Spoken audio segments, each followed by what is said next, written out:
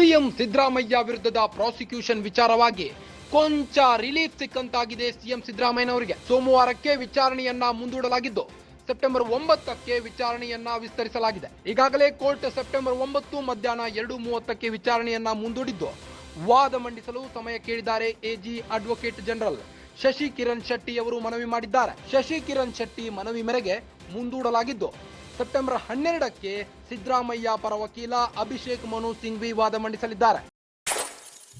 September 12ರಂದು ವಾದ ಮುಂದುವರಿಸಲಿರುವ Singhvi CM ಸಿದ್ದರಾಮಯ್ಯಗೆ MUDA ಪ್ರಕರಣದಿಂದ ಕೊಂಚ ರಿಲೀಫ್ ಸಿಕ್ಕಂತಾಗಿದೆ. ಸೋಮವಾರಕ್ಕೆ ವಿಚಾರಣೆಯನ್ನ ಕೋರ್ಟ್ ಮುಂದೂಡಿದೆ. ಸೆಪ್ಟೆಂಬರ್ 9ಕ್ಕೆ ವಿಚಾರಣೆಯನ್ನ ಮುಂದೂಡಿದ್ದು ಸೆಪ್ಟೆಂಬರ್ 9 ಮಧ್ಯಾಹ್ನ 2:30ಕ್ಕೆ ಕೋರ್ಟ್ ವಿಚಾರಣೆ ಮುಂದೂಡಿದೆ. ವಾದ ಮಂಡಿಸಲು ಸಮಯ ಕೇಳಿದ್ದಾರೆ AG advocate general Shashi Kiran Shetty. Shashi Kiran Shetty ಮನವಿ ಮೇರೆಗೆ ಸೆಪ್ಟೆಂಬರ್ 9ಕ್ಕೆ ವಿಚಾರಣೆಯನ್ನ ಮುಂದೂಡಲಾಗಿದೆ. ಸೆಪ್ಟೆಂಬರ್ 12ಕ್ಕೆ ಅಭಿಷೇಕ್ ಮನು ಸಿಂಘ್ವಿ ವಾದ ಮಂಡಿಸಲಿದ್ದು ಸೆಪ್ಟೆಂಬರ್ 12ರಂದು ಮುಂದುವರಿಸಲಿರುವ ಸಿಂಘ್ವಿ